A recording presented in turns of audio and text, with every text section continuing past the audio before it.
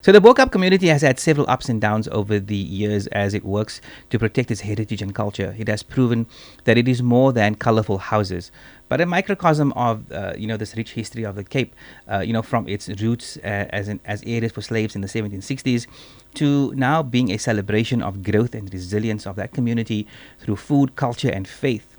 We're joined by one of the activists that has been at the forefront of protecting the Bo-Kaap from gentrification, his brother Osman Shabodien. Assalamu alaikum and good morning, Usman. Wa alaikum salam, good morning.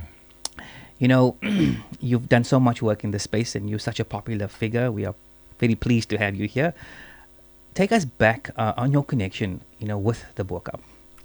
I think the first connection is I was born there, and Bo-Kaap has become home.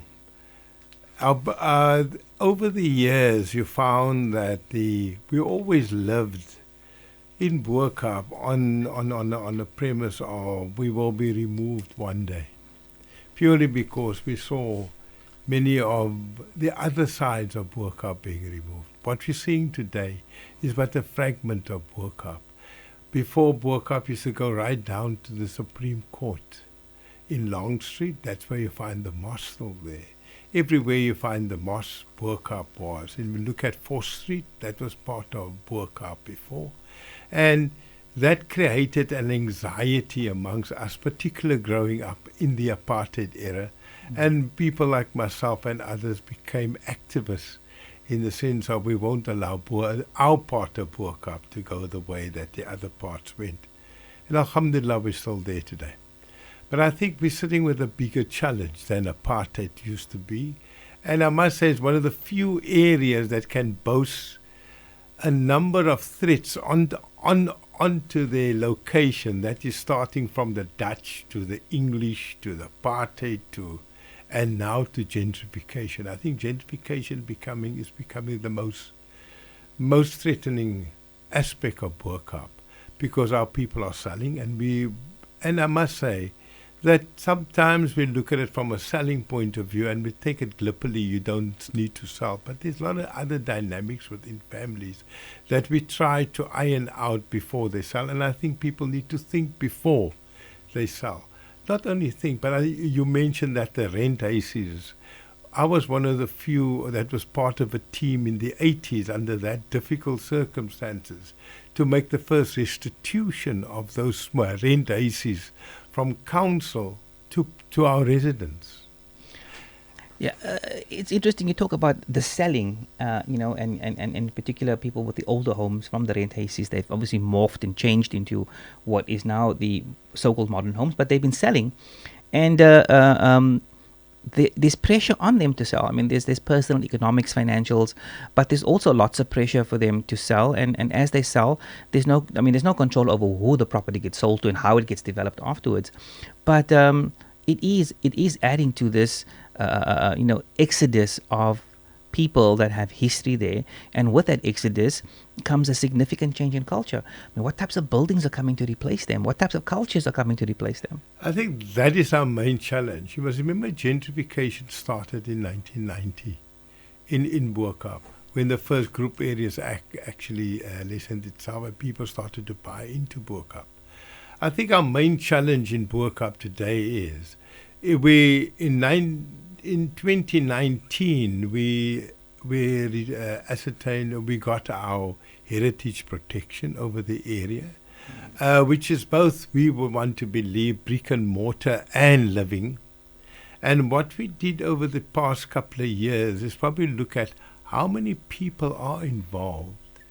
How important are people within that community in order to uplift or keep the heritage, living heritage? And you can't look one without the other. Then you get to a Dewaterkant where the houses look the same, but it's soulless. Bo-Kaap still got a soul. Right. Bo-Kaap still got a heart. And I think that is the challenge that we're sitting with at this moment in time when people sell their homes. They sell their homes, and that goes with the people that is left. And so that is why one of the bigger challenges that we have is that we need to get more people to buy into the whole question of protection of our culture, our heritage, and particularly our Islamic culture. It was born there. If you look at the Tanabaru, you find that the most of the Olia and all the greats that we stand on today Right. is buried there. So, and also our first mosque, the Oval Mosque. So there's a lot of jewels in Bo-Kaap that we need to protect, and for the future. Right. And not only that, with the exodus, with gentrification, comes a loss of history, culture, language, cuisine, and it's lost to society. You read about it in the books only, but generally it's lost. I mean, where are these people going? They're moving out onto the Cape Flats, they're moving up in the world, or they're simply making lateral moves out because they want to sell, they want the money. Is that gentrification now then simply a question of local government and city trying to transform the area into something more commercial, money-making tourists, or is it a function of some of the local people who are selling out their cultures? I think it's both. I think the challenge, not the challenge, but what we need to put in place in Bo-Kaap, which we did do in a slow measure, is that people that staying in Bo-Kaap need to derive benefit from Bo-Kaap. To stay in Bo-Kaap is a very expensive exercise. You have this high value of property. Yes, people say we're multimillionaires, yes. But if we don't want to sell, and we can't afford the rates that goes with these multi-million rand valued properties that we've been staying forever. Some of us were born in that very house, but the value has gone up sky high, and now we have to battle paying the rates. But there's other advantages to Bo-Kaap too. Bo-Kaap is in the heart of the CBD. You find tourism; it's a big pull to the area. You find filming, which is another big pull to the area. You find that the lodging, where students, particularly English school, at one stage we had 107 of them in Bo-Kaap. 107. 107, Wow. staying in private homes. That is another pull to the area. And of course, you just mentioned the cuisine. The whole question of cuisine, the whole question of You see how I smile? sound. You see how I smile when you said cuisine? I'm listening so intently to you, and the minute you mention cuisine, I get this big smile on my face. No. It's that. So, in a nutshell, Bo-Kaap is it's a cluster of different things, and this is what we mustn't lose. It's a melting pot. Yeah. I was thinking about when you talked about the cost of things around you. So gentrification, if I look back at the Bo-Kaap, I mean, I remember Scottish Kloof and those areas in the 70s, I believe, right? So in one generation, for example, you live in an area where you have similar housing, and they all look the same, and it looked like it looked back in the 60s and the 50s and up to the 70s. And now on your periphery, on your border, and along your main roads, people start to sell their homes, and the homes get converted into, say, business properties, or more wealthier homes get built in that area. So you have your single story, traditional home. And now suddenly in your community, more and more homes are being built in a very affluent style. They're double stories, they're larger properties. And now the city comes along every year or every other year, and they reevaluate your rates. Now the rates in the surrounding areas and within your area is slowly creeping up. So you end up paying the rates of 100, 200 Rand a month, and now suddenly you're paying rates of 2,500 Rand a month. For what? Nothing else has changed other than you've got more affluent homes or more or bigger businesses moving in. So your zoning is changing, your rates are changing, and you didn't invite that. That's not what you signed up for. So your heritage home, your family home, your livelihood, what you've earned or what you've inherited, now suddenly becomes unaffordable to you. You can't pay the rates on a home that you own. I mean, that's tragic, isn't it? That is the bottom line, in the sense that slowly it becomes a problem. It started really in 2008, when when Alan Ziller came to Bo-Kaap and said that Bo-Kaap has become a red zone, compared to the Bantry Bays and everywhere else, where property actually escalated in such a fashion that it's become a red zone, more than 100%. I think our major challenge still sits, or our fight against the the whole question of raising of rents or rates Rates, for that matter, it means that it's a constant battle. Mm. It's a battle that we've been fighting since then. It's a battle that we have to make people aware that there's other mechanisms that the city do offer, that you can get rebate, but that doesn't solve the problem. Because as a pensioner, you do get a rebate. But what about your children? If they want to inherit the house and stay there, automatically they are settled with the same rates that others are paying. Right. And on a higher bracket. So that is the main threat of Bo-Kaap, the high cost of living. There was talk about, I don't know if you're familiar with it, but there is a military installation in the area. I think, I don't know, it's called, known as ERF 81. 81, Yeah, that shows you how old that tract of land is. Where is ERF 81? Is it near the Noon Gun, or where is that? It's on the way to the Noon Gun, but it borders Tamboeskloof and Bo-Kaap. Okay, so there's talk about doing something with that land, using it or repurposing it, and it's currently Department of Public Works, but the military has a hand in it. Do you know what's happening with Yeah, that? I think that over the years, a number of suggestions or proposals have been put forward to that land. One of the biggest proposal that we supported it was a question of building homes on that land, affordable homes, because one of the other challenge that we have in Bo-Kaap is overcrowding. People can't afford to buy in Bo-Kaap anymore, so they live in rooms. And one stage, we looked at it, and in one house we found about 35, 40 people staying in there. Wow. And they're from Bo-Kaap. To live in rooms. Yes.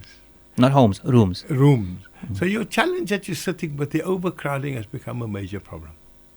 There is no new city council or provincial government or government type of project where housing will be built in Bo-Kaap. The last houses that was built in Bo-Kaap was in 1990.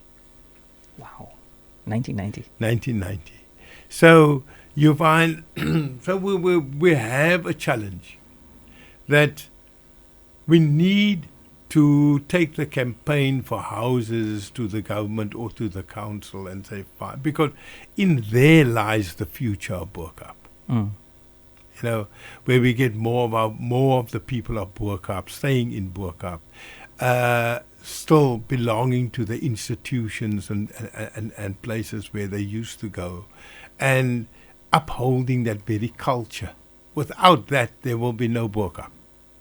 So it is important that we do get the younger people involved in getting more homes in Bo-Kaap for them to stay.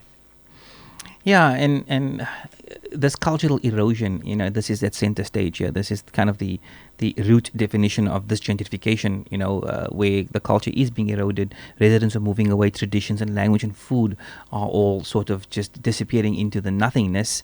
And an area like Bo-Kaap and the surroundings are historical for us. The residents there, if you visit the Bo-Kaap on any given day of the week, you see some of the streets are littered with tourists and buses and whatnot. And, some of the people actually say that they feel like they're living in a zoo. Is there a trade-off between promoting the culture and the heritage of the Bo-Kaap, not just to locals but to international audiences?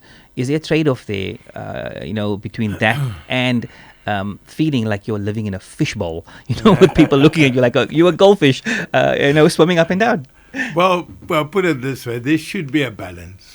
I believe in everything. We are blessed in the sense of Bo-Kaap still have a lot of tourists coming into Bo-Kaap, but there should be a balance.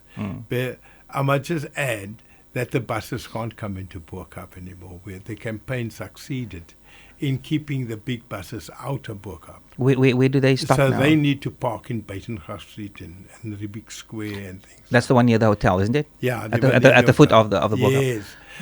So that has been put now to bed. And I hope that lessens the tension in Bo-Kaap of all these buses clogging up our streets. But that doesn't mean that the people of Bo-Kaap mustn't benefit from tourism. And that is where the situation comes. There should be a management plan to manage tourists and also benefit the people of Bo-Kaap. Without that, there'll always be tension. If you have a tree growing in your yard and you can't eat from the fruit, it'll always be a tension. So we need to correct that, although slowly it is being corrected, but it's not done on a planned basis. Right. You know? Yeah, I suppose tourist dollars should offset rates, taxes, or property, assessments and things like that. It isn't just for the coffers of the city; it's the people living there that are impacted by it the most. The thing is those buses and those tourists that move up and down the street there, they visit the homes, they talk to the locals engage with them. Is it something that they want? Is it something that residents of the Bo-Kaap are happy with? I mean, I can't imagine living in an area that I live in and suddenly it becomes a historical site, for example, and we got tourists flooding in and out, and do they feel like they're on stage all the time? Do they have to behave in a certain way? Are they conscious of the fact that they're on the world stage all the time? I mean, people are snapping pictures and cameras, and now you're coming out of your house with your curlers in and your dookie and your swirl coats, and you stand in the street and your colorful house is behind you. Your swirl coat is going to make national, international news. What's the feeling like? I think that is one of the challenges.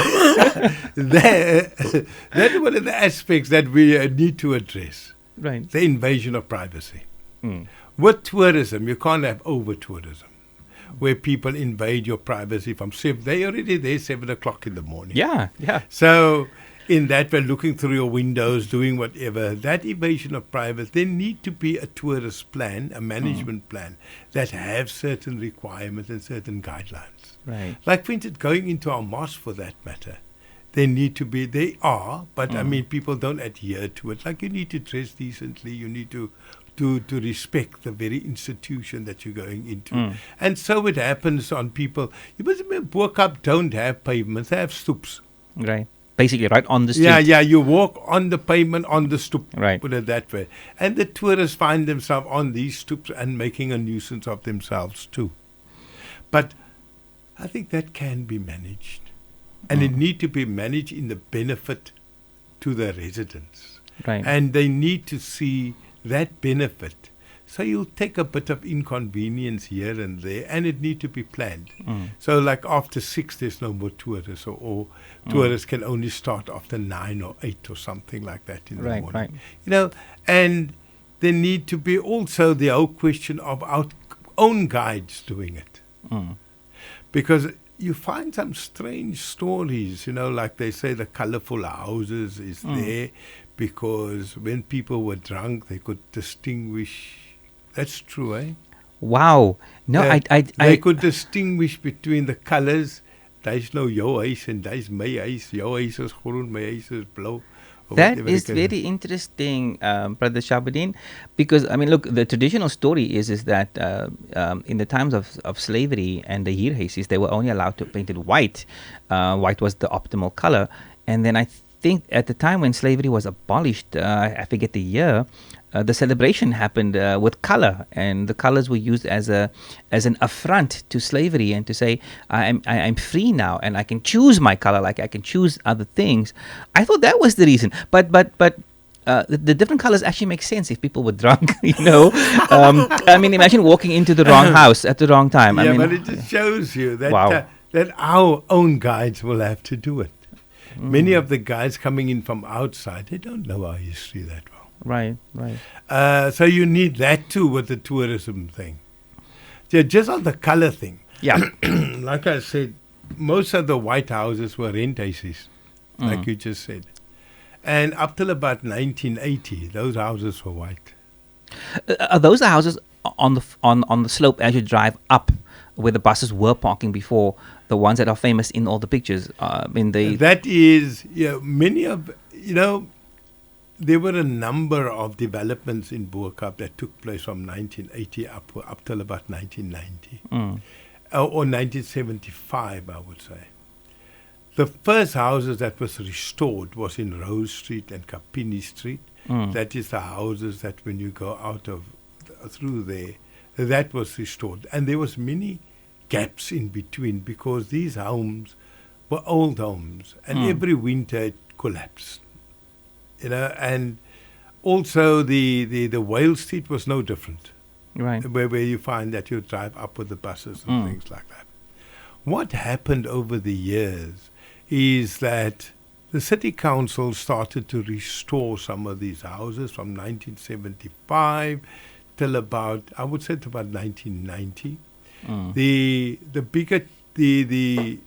We found ourselves in a situation where we had to decide who gets the houses and who doesn't get the houses. Because in the rented houses type of thing, even from the earlier years, they used to pay 1 penny for a room rent. So you find a family, if there's 4 rooms in the house, there were 4 families in the house. Right. So when they did hand over these homes to the people, that was the first restitution that took place in the 1980s. Where the city had to identify who stayed in these homes, and they were basically earmarked to get these homes first. And they paid something like 1,000 rand at the time. But that restitution, how do you figure out which of the families are going to own the home? They had a formula of the list. That's what I was a youngster at the time. I was part of the team, but I wasn't a senior, which I could see all the detail. But they had a formula there that people could buy those homes for 1,000 rand if you prove that you stayed in those rented rooms. Right. And secondly, there were other places that was vacant, like for instance the plots that was there and things like that. And the city brought in a contractor to fill the gaps. That project stood empty for about 2 years, 1.5 years, purely because the activists at the time, me included, felt that it was too expensive for us. They still sold it for 55,000, 49,000. A lot of money back then, yeah. A lot of money back then. It stood empty for about 1.5 years. City then dropped the price. We then decided, okay, fine, they can go ahead and get people inside. I think but the main thing is here on the color. And I want to tell people, just go back on the 1980-75 photos of Bo-Kaap. And then you see it's colorless. There were color here and there. But I think the celebration came when people started to own their own homes. All right. So you talked about the history and the tour guides and stuff, and they need to brush up on the history. They need to be selling the right message.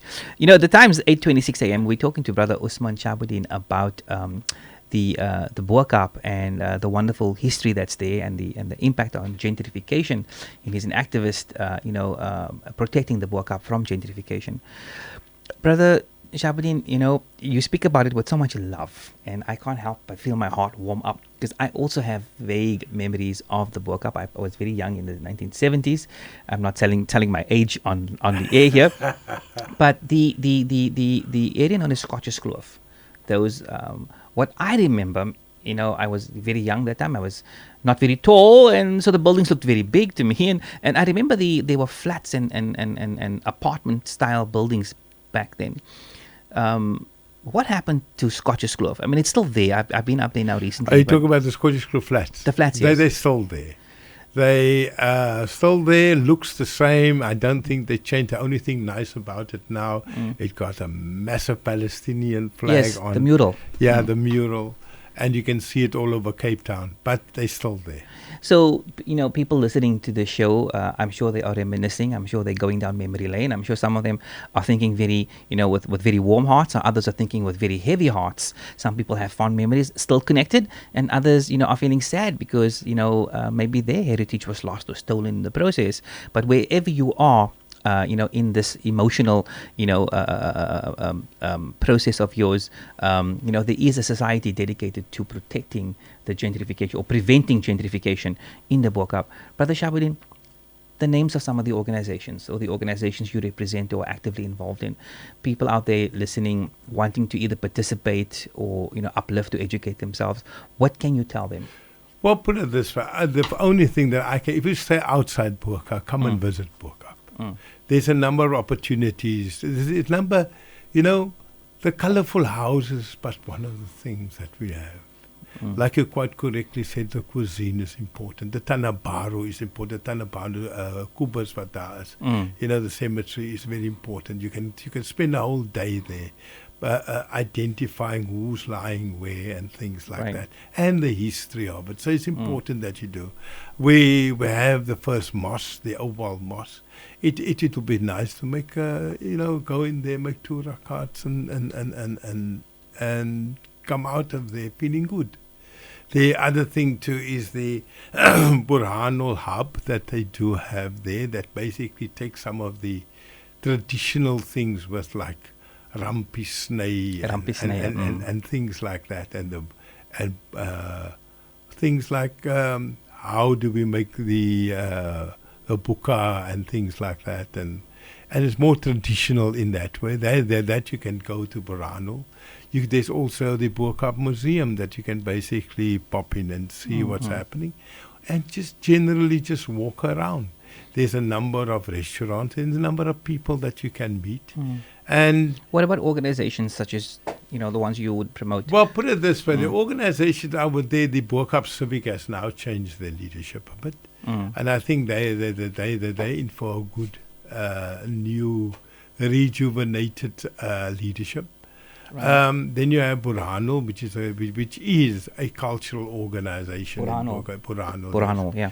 And then you have, now we formed the new anti-gentrification committee, which basically is a front which need to protect not only Bo-Kaap, but the whole city as such. Right. Because you find the same type of challenges in Woodstock, Salt River, and places like that, which is important because it's like the 6 and Bo-Kaap it was just divided by the city. Right.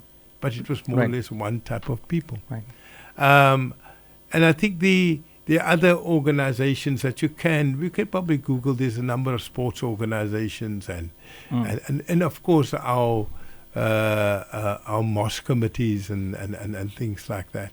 And there's a number of Khadat Jamars and things like that, both for women and for men. So it's quite an interesting place for such a small place. It is a beautiful place, and if you go up to the Bo-Kaap and you look out over the city, you just turn the corner, look out over the harbour.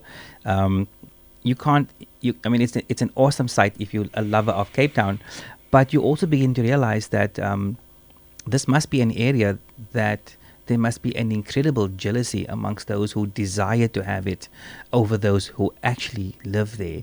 And that jealousy must drive them to do some strange things.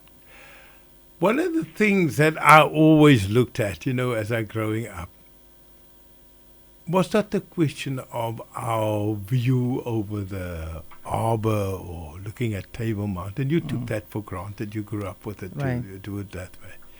But that has become our main attraction, and it also has become our main curse.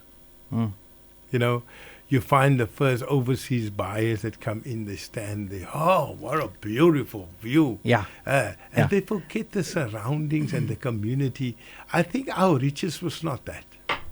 Our riches in Bo-Kaap is our community. And you'd be surprised, the smallest windows that we had in our houses face the sea. Wow.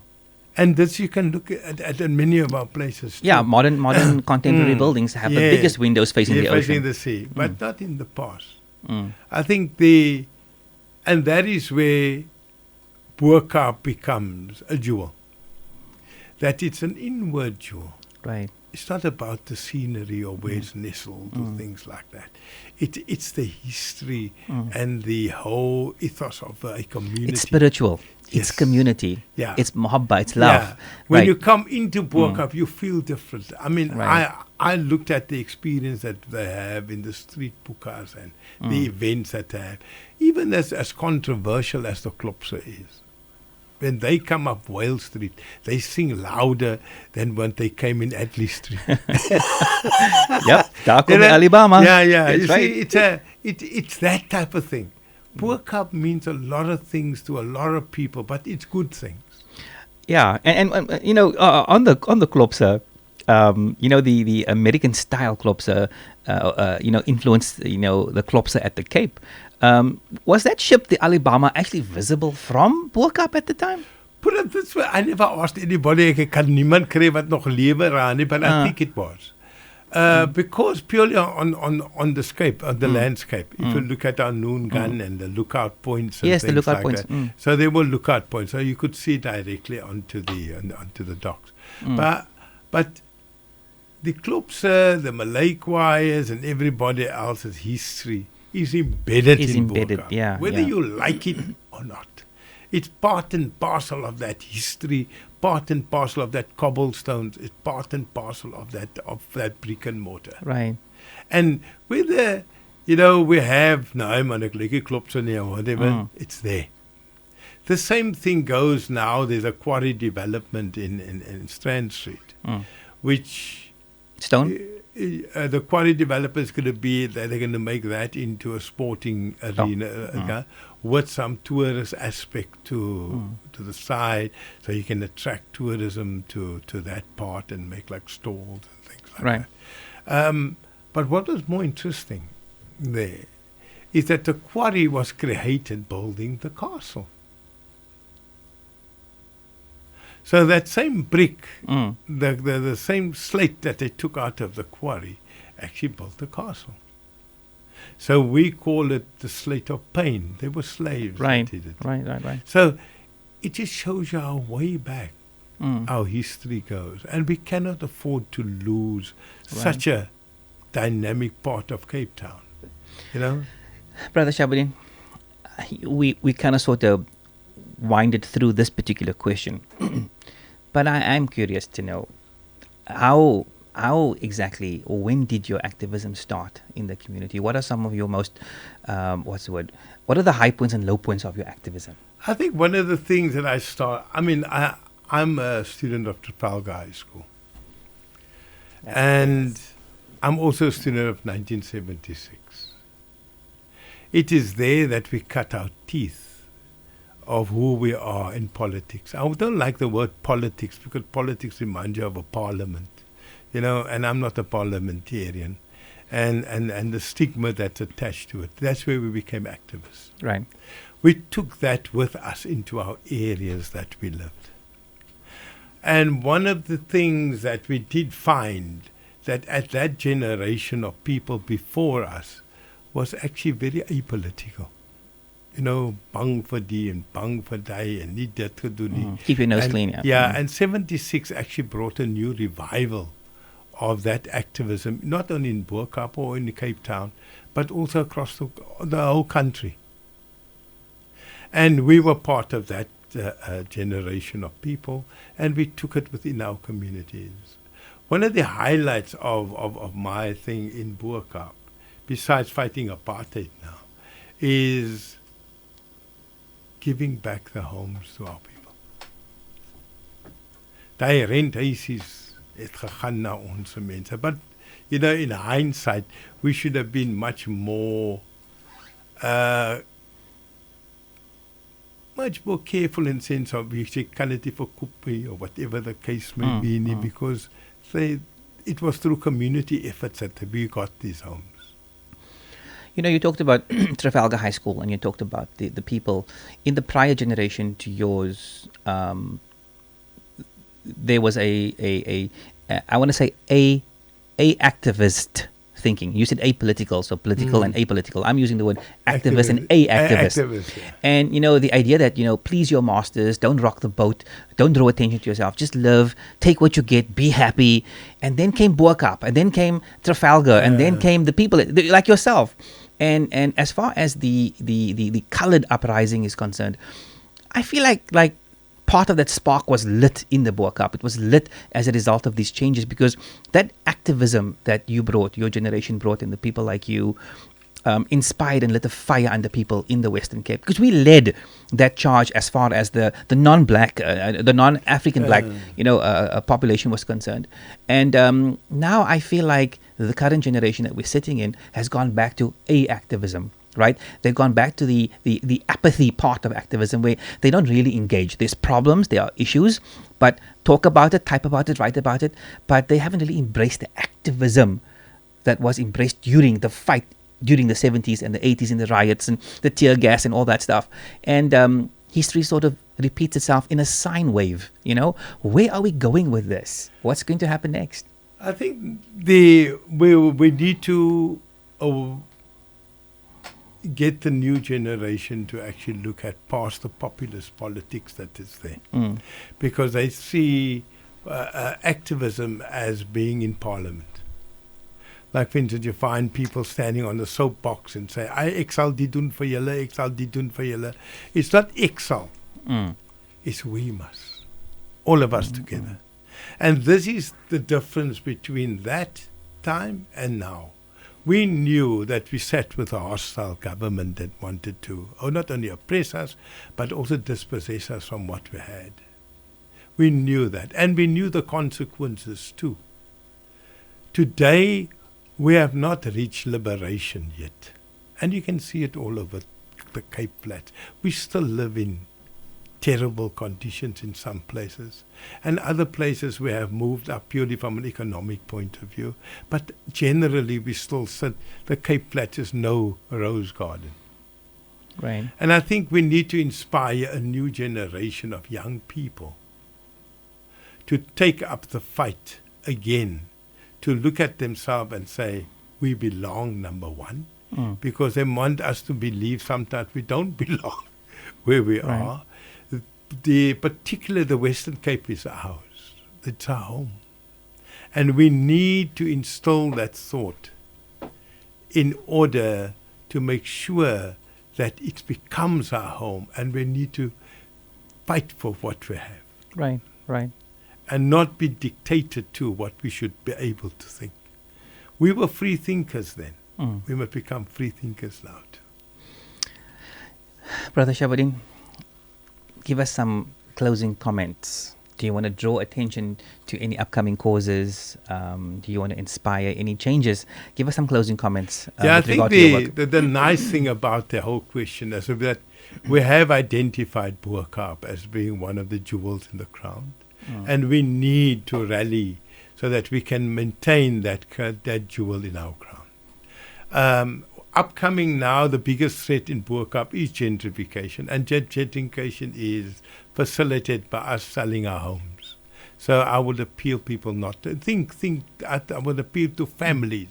Or choose who to sell your homes to.